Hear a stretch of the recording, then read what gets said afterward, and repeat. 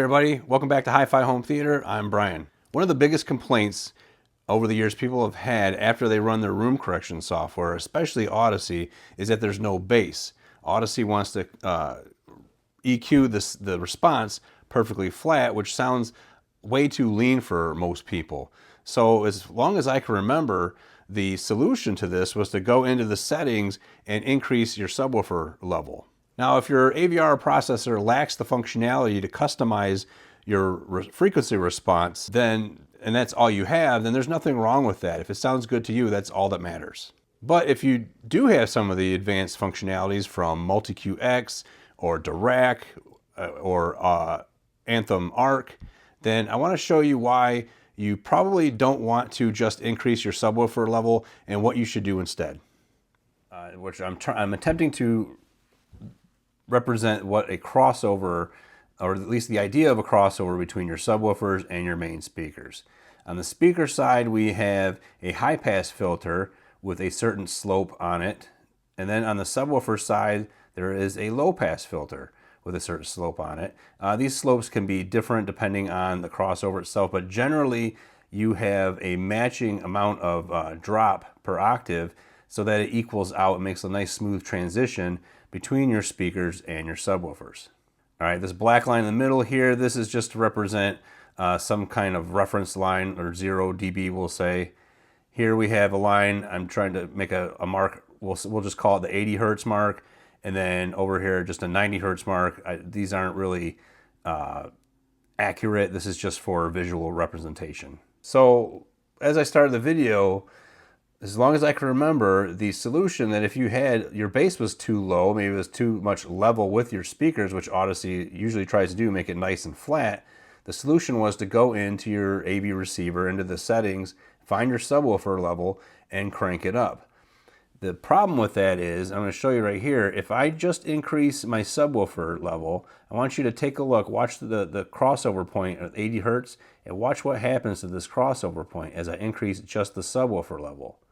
You can see it's no longer crossing over at 80 hertz. Now it's physically, it's electronically crossed over still in the AVR, but in the real world, in the room, that's no longer functioning that way. It's functioning more of a higher crossover, and this maybe is about 3 dB. If you keep going up even further, maybe 6 dB, you can see that you get to a crossover that gets even higher. So in your room, it's like you're increasing the crossover, except you're not even getting the benefits of actually raising your crossover, which would be relieving these lower frequencies, the speakers of these lower frequencies, and a smooth transition from your speakers to your sub. And because you still have that same slope, you'll actually end up with like a little bit of a hump here in real measurements. So hopefully this helps you kind of visualize what actually is happening in your room between your speaker and your subwoofers. If you just bump up the subwoofer level, you're actually kind of causing a problem with the crossover. The other problem this creates, if you're using either phase adjustment with Arc Genesis or you're using bass control with Dirac, is those two softwares, and you can do this in a mini DSP also, they do phase adjustments at the crossover point to create that smoother handoff between the subwoofers and the speakers. And that's one of the main benefits of Anthem Arc and Dirac bass control, is that blend of the subwoofers and the speakers. That's what makes the sound so tight and cohesive. But like I said, when they run their algorithm, they're doing that match at the crossover point down here. And I'll show an illustration of Anthem Arc phase alignment doing its thing down here, and you can see all the adjustments it's making are at the crossover point. The crossover point I have for these particular speakers is 110 hertz, not at 80. But you can see that all the phase testing and adjustments that our Anthem Arc phase alignment is doing is right in that crossover area. So if I'm, after the fact, after that's done, going in and bumping up my subwoofer level, I've now thrown all that phase alignment out of the window. And it's the same thing with Dirac bass control as well. So for me to illustrate what you want to do, instead, we're going to head over to Anthem Arc. Anthem Arc, and try not to pay attention to the actual speaker response and the subwoofer response, what I want to focus on is this target response line of the subwoofer and the speakers. And I've made adjustments to here to kind of force it to represent an 80 hertz crossover. So what you would want to do, you'll see this software does this automatically, is apply the curve system-wide. And Anthem doesn't even give you the option to not put it system-wide, whereas I believe Multi-Q-X and probably Dirac do give you that option. And I recommend that you do whatever curve you put on the subwoofers, you have it applied to the speakers as well. And I'll show you here in a second. Down here in this room gain area, I'll show you how this is really just increasing the subwoofer level, right? As we move this slider up, you can see the subwoofer response is going up. But as it goes up, it's also, one, keeping that crossover point at 80 hertz, and two, blending the response into the speaker channels. And you can see I can go all the way up there. I get this kind of curve. I can change the center frequency here. That's also going to affect the speakers. But because this is system-wide, it's still going to have that smooth transition from the subwoofer to the speakers.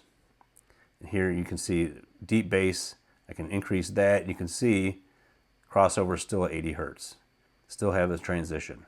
Now this may not sound exactly how I want it, and I can make the adjustments here, but this gives you an idea of what you're looking to do without affecting that, to increase your bass volume without affecting that crossover point.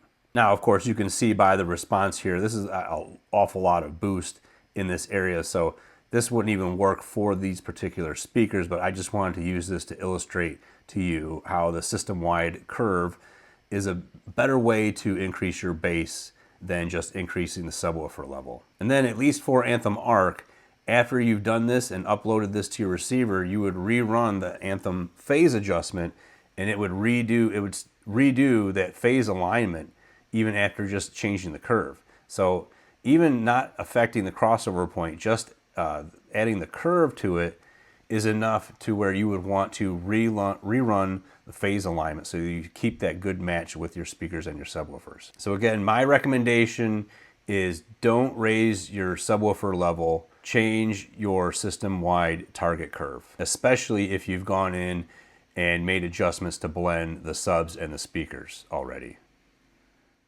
So like I said in the beginning of the video, if you don't have any way to customize your frequency response and increasing the subwoofer level is your only option, there's nothing wrong with that. But hopefully in this video is explained that if you do have advanced EQ options, why you would not want to just increase that subwoofer level. But I want to hear what you guys think down in the comments, so please let me know what your thoughts are about this. Anyway guys, that's going to do it for this video. If you appreciate content like this, please hit the subscribe button, like and share, and I will see you in the next video. Take care.